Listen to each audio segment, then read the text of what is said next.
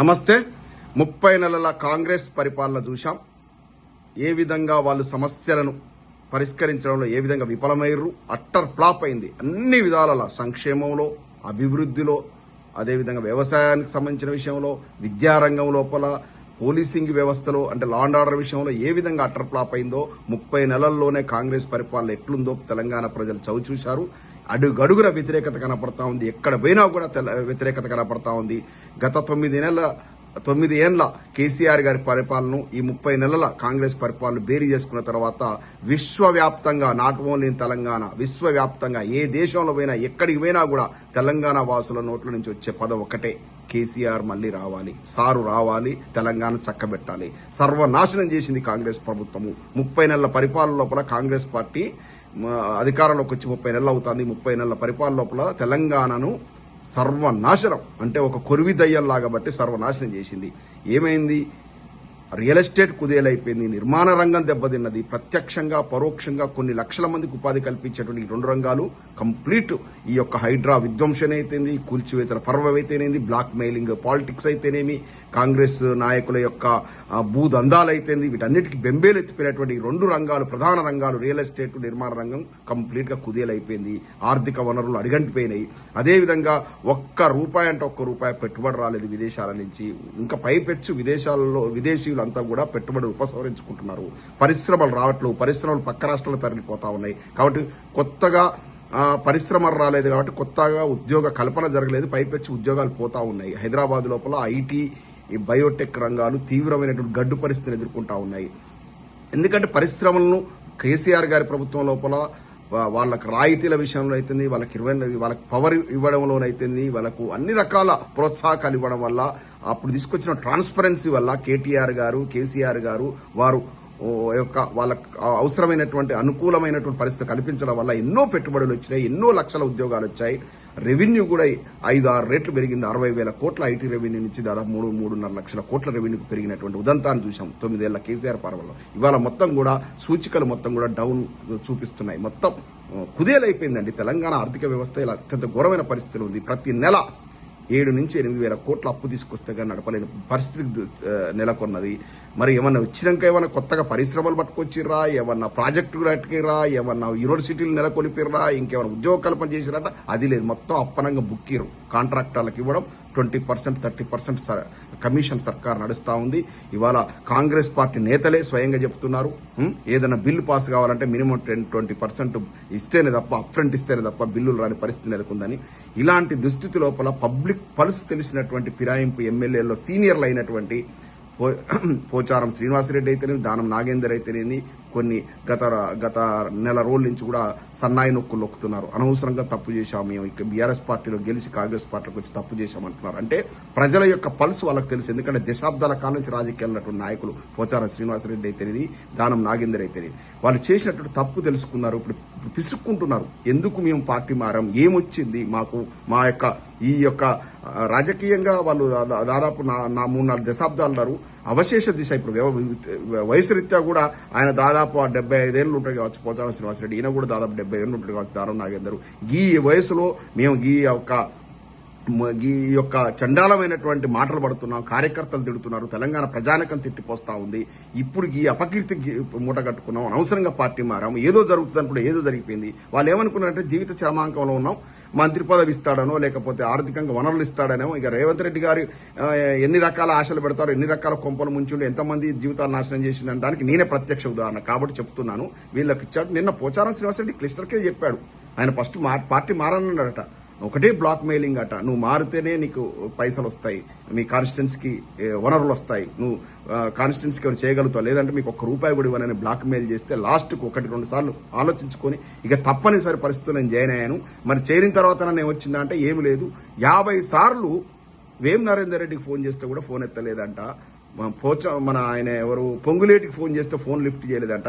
ఇంత దుస్థితిలో ఒక సీనియర్ మోస్ట్ స్పీకర్ గా పనిచేసినోడు, కేసీఆర్ గారి గవర్నమెంట్ లోపల అత్యంత గౌరవప్రదంగా జీవితాన్ని పొందినటువంటి పోచారం శ్రీనివాసరెడ్డికి అలా కాంగ్రెస్ లాంటి ఈ యొక్క దిక్కుమాల ప్రభుత్వం లోపల ఎటువంటి అవమానం జరిగిందో ఆయన యొక్క ముఖంలో ఒక ఏడుపు ఒక్కటి తక్కువ నిన్న ప్రెస్ మీట్ లోపల. అవన్నీ చూస్తా ఉంటే తగిన శాస్త్ర జరిగింది. ఆ వయసులో ఆయనకు అవసరమా?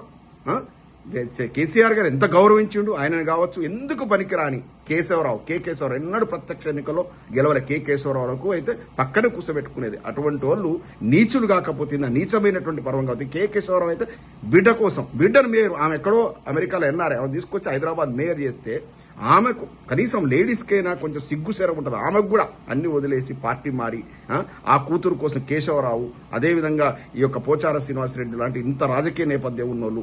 పోచారం శ్రీనివాసరెడ్డి మీద నాకు మంచి ఇంప్రెషన్ ఉండే. ఒకప్పుడు ఏదో స్టాంపుల కుంభకోణం ఏదో వస్తే రాజీనామా చేసిండు. ఆయనకు ఒక నీతివంతమైనటువంటి నాయకుడికి పేరు ఉండే. మరి ఎందుకు మరి అట్లా చేసిండో దిక్కుమాల పని ఇదైతే ఆయన జీవితంలో చేసినటువంటి అతి చండాల పని ఏదైనా ఉందో బీఆర్ఎస్ పార్టీలో గెలిచి కేసీఆర్ గారు అంత గౌరవం చూసుకుంటే పార్టీ ఫిరాయించడం అనేది ఆయన చేసినటువంటి చండాలమైన పని. ఆయన ఆయన పశ్చాత్తాపడుతున్నట్టు కనపడతా ఉంది నిన్న యొక్క ప్రెస్ మీట్ లో. ఎందుకు ఈ నాయకులు ఇవాళ ఇంత పశ్చాత్తాపడుతున్నారు అంటే పబ్లిక్ పల్స్. ఎందుకంటే పబ్లిక్ నాడి తెలిసిన వ్యక్తులు వీళ్ళు. ఇవాళ ఎక్కడ పోయినా కూడా కేసీఆర్ సారే రావాలి, మళ్ళీ తెలంగాణ కాపాడాలి. 9 ఏళ్ల పరిపాలన కేసీఆర్ గారి పరిపాలన చూసాం, 30 ఏళ్ల ముద్రాష్ట్ర కాంగ్రెస్ పరిపాలన చూసాం. ఈ రెండింటికి బేరీ చేసుకుంటే కాంగ్రెస్ యొక్క దిక్కుమాల పరిపాలన మాకొద్దు. ఎప్పుడు ఈ కొరివి దయ్య వదిలిపోతుందా, ఈ కాంగ్రెస్ దయ్య వదిలిపోతుందని ప్రజలు ఎదురు చూస్తుంటే కనపడుతుంది. ఇది అక్కడే కాదు. ఒక జర్నలిస్టు ఈ మధ్య ఆటా మహాసభలకు వచ్చి ఆయన చెప్తున్నాడు, ఏంటండి ఇక్కడ కూడా అంత కేసీఆర్ అంటున్నారు తెలంగాణ వాదులు. ఎక్కడ పోయినా కూడా కేసీఆర్ మళ్ళీ రావాలి, కాంగ్రెస్ పోవాలంటున్నారు. ఏంది కేసీఆర్ గారికి ఇంత ఎన్ఆర్ఐలో ఇంత చదువుకున్నటువంటి ప్రపంచాన్ని చూసిన ఎన్ఆర్ఐలో కూడా ఇంత ఉంది. ఎక్కడ పోయినా కేసీఆర్ గారి మాట్లాడుతున్నారు. బీఆర్ఎస్ పార్టీ కనుక సద్వినియోగం చేసుకుంటే ఖచ్చితంగా 100% బీఆర్ఎస్ పార్టీ అధికారంలోకి వస్తుంది. మరి ఇది సద్వినియోగం చేసుకోవాలనే రీతిలో ఆ జర్నలిస్ట్ మాట్లాడారు. ఎందుకంటే ఆయన పాల్గొన్నటువంటి టీడీఎఫ్ తెలంగాణ డెవలప్మెంట్ ఫోరం సభలో ఒక్క మాట కేసీఆర్ గారిని ఒక పర్వర్టెడ్ ఒక ఎన్ఆర్ఐ ఉంటాడు, ఆయన ఎప్పుడు ఏది పడుతుంది మాట్లాడుతూ మొత్తం గయ్యన మొత్తం తెలంగాణ వాదులు లేచారు కేసీఆర్ గారు అంటావా అని. అదే విధమైన సంఘటన అట్లాంటాలో జరిగింది. అట్లాంటాలో కూడా ఏదో జయశంకర్ సార్ యొక్క తన యొక్క సంస్మరణ సభ లోపల ఏదో మాట్లాడుతుంటే ఎవడో కేసీఆర్ గారి నుంచి ఒక మాట అంటే మొత్తం తెలంగాణ వాదులంతా ముక్త కంఠంగా లేచినటువంటి విషయాన్ని. అంటే విశ్వవ్యాప్తమైంది కేసీఆర్ గారు. తెలంగాణ వాసి ఎక్కడున్నా, ప్రపంచంలో ఎక్కడున్నా కూడా ఇవాళ కేసీఆర్ గారు మళ్ళీ ముఖ్యమంత్రి కావాలని కోరుకుంటున్నారు. అదే విషయం ఎక్కడైనా స్పష్టంగా కనబడుతుంది. తెలంగాణ అయితే పల్లెలలో పోతే కాంగ్రెస్ వాళ్ళు తన్నే పరిస్థితి రియల్ కూడా. బేకూఫ్ కావాలని ఏం పరిపాలన రా బాబు, ఏం బ్రోకర్ మాటలు చెప్తిరి, ఎన్ని చెప్తిరి, 6 గ్యారెంటీలు అంటే ఏదొక్కటి ఇంప్లిమెంట్ చేసిరారా. పాపం ఆయన పెద్ద ఆయన 9 గంటల విద్యుత్, 8 గంటల విద్యుత్ ఉంటే, ఉచిత విద్యుత్ ఉంటే 24 గంటల విద్యుత్ ఇచ్చిండు. పెట్టుబడి సాయం అనేది ఆయన అసలు ఎన్నికల వాగ్దానమే కాదు, టంచనగా రైతు బంధు పథకం పెట్టేసి ప్రతి సీజన్ కు పైసలు వేసిండు. యూరియా ఇంటికే వచ్చేది. ఒకటారు కళ్యాణ లక్ష్మి, షాదీ ముబారక్ పేరుతో పెళ్లి చేసుకునేటువంటి అమ్మాయిలకు పైసలు అకౌంట్లో వేసిండు. అదేవిధంగా ఇన్ని రకాల సదుపాయాలు, 200 రూపాయలు ఉన్నటువంటి వృద్ధాప్య పెన్షన్, ఆసరా పెన్షన్ 2000 రూపాయలకు చేసిండు. 300, 400 ఉన్నటువంటి వికలాంగుల యొక్క పెన్షన్ దాదాపు 4000 రూపాయలకు చేసిండు. ఎన్ని సౌకర్యాలు, అసలు ఎన్ని తెలంగాణ పల్లెలు ఇట్లా ధనలక్ష్మితో రైతులైతే నిజంగా కూడా తాండవించినట్టుగా పల్లెల లోపల ధన ప్రవాహం జరిగింది. అప్పుడు ప్రజలంతా సుఖ సంతోషాలతో ఉన్నారు. ప్యాడీ ఎంత పెరిగింది, నీటి వనరులు ప్రతి ఎకరాకు నీళ్లు ఇవ్వడం వల్ల 40,000 మెట్రిక్ టన్నులు 2014 పూర్వం ఉంటే దాన్ని దాదాపు 150,000 మెట్రిక్ టన్నులకు వరిధాన్యం దిగుబడి పెరిగింది. అంటే దేశానికే అన్నం పెట్టే పరిస్థితి పట్టుకొచ్చింది ఇలా వరిధాన్యం దిగుబడి లోపల. ఎక్కడ చూసినా జలకళ, చెరువులు మొత్తం మత్తళ్ళు పోసిన ఎండాకాలంలో కూడా. ఇది కదా పరిపాలన అంటే, ఇది కదా. విద్యా వ్యవస్థను ఎంత సమూల మార్పులు. ఏదో 250 గురుకులాలు ఉండే కేసీఆర్ గారి పరిపాలన, ఆయన అధికారం అందిపుచ్చుకునేది కాబట్టి 1000 గురుకులాలు చేసిండు. మెడికల్ కాలేజీలు ఊహించిన మానే ప్రభుత్వ మెడికల్, ఇలా ఆంధ్రప్రదేశ్ మించి మెడికల్ కాలేజీలు ఉన్నాయి. దాదాపు సుమారు 55-60 మెడికల్ కాలేజీలు ప్రభుత్వ రంగం లోపల తెలంగాణలో ఉన్నాయంటే అర్థం చేసుకోవాలి. అంటే ఎక్కడ అసలు ఊహించని పరిస్థితి. నర్సంపేట, మహబూబాద్, ములుగు లాంటి ప్రాంతాల్లో కూడా మెడికల్ కాలేజీలు వస్తారు. ఊహించ డిగ్రీ కాలేజ్కు నోచుకునే ప్రాంతాల్లో కూడా మెడికల్ కాలేజీలు రావడం. ఇది కదా డెవలప్మెంట్ అంటే. హైదరాబాద్ లో సెక్రటేరియట్ చూస్తేనే అమెరికాలో ఉన్నామా, హైదరాబాద్ లో ఉన్నామా అనే పరిస్థితి. ఆ యొక్క ఫైనాన్షియల్ డిస్ట్రిక్ట్ ఏరియా పోతే కేటీఆర్ గారి ఆధ్వర్యంలో ఏ విధంగా డెవలప్మెంట్ జరిగింది. ఇరిగేషన్ ప్రాజెక్టు చూస్తే హరీష్ రావు గారు కుర్చీ చేసుకుని కట్టించిన విధానాన్ని చూసాం. ఇది కదా డెవలప్మెంట్ అంటే. ఈ కాంగ్రెస్ వచ్చినాక అధికారంలోకి వచ్చిన 30 నెలల లోపల మొత్తం ఆర్థికంగా దివాలా తీయించింది కదా. కాబట్టి ఇవాళ వరంగల్, నల్గొండ, ఖమ్మం గ్రాడ్యుయేట్ కాన్స్టిట్యున్సీ అయితే, మహబూబ్నగర్, హైదరాబాద్, రంగారెడ్డి గ్రాడ్యుయేట్ కాన్స్టిట్యూన్సీలో కాంగ్రెస్ పార్టీకి అభ్యర్థులు దొరకట్లేరు. నేను ఒక ఎన్ఆర్ఐని అడిగినా, నువ్వు పోటీ చేయొచ్చు కదా, చి ఈ అమ్మ గ్రాడ్యుయేట్లు కర్రు కాల్చి వాత పెట్టేట్టున్నారు, నేను ఎక్కడ పోటీ చేస్తా అంటున్నారు. అదే మా పార్టీ లోపల, బీఆర్ఎస్ పార్టీ లోపల ఎన్ఆర్ఐలు కూడా ఊవిల్లుతున్నారు అవకాశం ఇస్తే పోటీ చేద్దామని. ఎందుకంటే ఒక ఎన్ఆర్ఐలకు కూడా అవకాశం ఇస్తే బాగుంటుందని నేను ఈ యొక్క వేదిక ద్వారా నేను విన్నవించుకుంటున్నాను. ఎన్ఆర్ఐస్ కూడా ఎందుకంటే ప్రముఖ పాత్ర పోషిస్తున్న తెలంగాణ అభివృద్ధి లోపల లక్షల కోట్ల రెమిటెన్స్ రూపంలో తెలంగాణకు వస్తా ఉన్నాయి, పెట్టుబడులు వస్తా ఉన్నాయి. రేపు ఒక ఎన్ఆర్ఐలకు కూడా అవకాశం ఇస్తే రేపు ఒక అనుసంధానకర్తగా తెలంగాణ ప్రభుత్వానికి, ఎన్ఆర్ఐ కమ్యూనిటీకి అనుసంధానకర్తగా ఉంటుంది. ఎన్ఆర్ఐలకు కూడా ఒక హోప్స్ వస్తాయి, మాకు కూడా రాజకీయంగా ఈ రాజ్యసభను, ఎమ్మెల్సీలు ఇట్లాంటి పదవులు వస్తాయి, ప్రత్యక్షంగా కొందరికి ఎమ్మెల్యేలుగా అవకాశం వస్తే ఇంకా బాగుంటుంది. ఎందుకంటే వీళ్ళు ఎన్ఆర్ఐలు ఎటువంటి స్వార్థం లేకుండా ఉంటారు, వచ్చి ప్రజలకు స్వచ్ఛందంగా సేవ చేస్తారు. ఇటువంటి గ్రాడ్యుయేట్ కాన్స్టిట్యున్సీలో కనుక ఎన్ఆర్ఐస్కి అవకాశం ఇస్తే ఇంకా బాగుంటుంది. అన్ని పార్టీలకు విజ్ఞప్తి చేస్తున్న నాట్ ఓన్లీ బీఆర్ఎస్ పార్టీకి. ఎందుకంటే వాళ్ళు ఇక్కడ సమకాలీన పరిస్థితులు, అభివృద్ధి చెందిన దేశాల లోపల విద్యా వ్యవస్థ ఎట్లుంది, నిరుద్యోగ సమస్య ఎట్లుంది, వాటి పరిష్కార మార్గాలు చూసి ఉంటారు. కాబట్టి అటువంటి వాటిని మన కంట్రీలో కూడా, మన తెలంగాణలో కూడా ఇంప్లిమెంట్ చేయడానికి అవకాశం ఉంటుంది. వాళ్ళ యొక్క అంటే వీళ్ళు థింక్ ట్యాంకర్స్, ఎందుకంటే వాళ్ళ యొక్క ఆలోచనలను పంచుకుంటారు, పెద్దల సభలు కాబట్టి ఇటువంటి వాటిలో కూడా అవకాశం ఇస్తే మంచిగుంటుంది.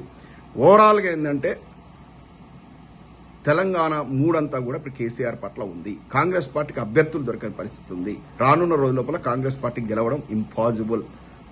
ఎందుకంటే రేవంత్ రెడ్డి గారే చాలాసార్లు ఉటంకించారు, ఒక్కసారి కాంగ్రెస్ పార్టీ అధికారంలోకి వస్తే మళ్ళీ దాదాపు 10-15 ఏళ్ళు కాంగ్రెస్ పార్టీకి ఓటేయరని. ఇవాళ అదే పరిస్థితి. ఇంకా కాంగ్రెస్ పార్టీకి అయితే ఓటేసే పరిస్థితి లేదు.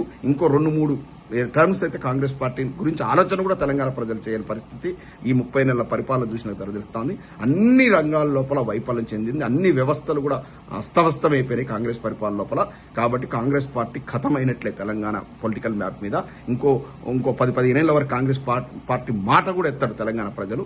ఇది వాస్తవ పరిస్థితి. ఈ వాస్తవ పరిస్థితికి అద్దం పడతా ఉంది అలా పోచంపల్లి శ్రీనివాసరెడ్డి గారి మాటలైతేనే, దానం నాగేందర్ గారి మాటలైతేనేమి మనకు క్లియర్గా తెలుస్తా ఉంది. పార్టీ మారిన ఎమ్మెల్యేలలో ముఖంలో రక్తం కూడా లేదు, మొత్తం ముఖం అంతా కాలిపోయింది. ఆ కాలయాదయ్య అంటే ఆయన ఆటా మాసాలకు వచ్చి ఆయన పట్టించుకున్న నాదుడు కూడా లేడు. ఎందుకంటే పార్టీ మారితే ప్రజలు చీకొడతారని అదొక ప్రత్యేక నిదర్శనం.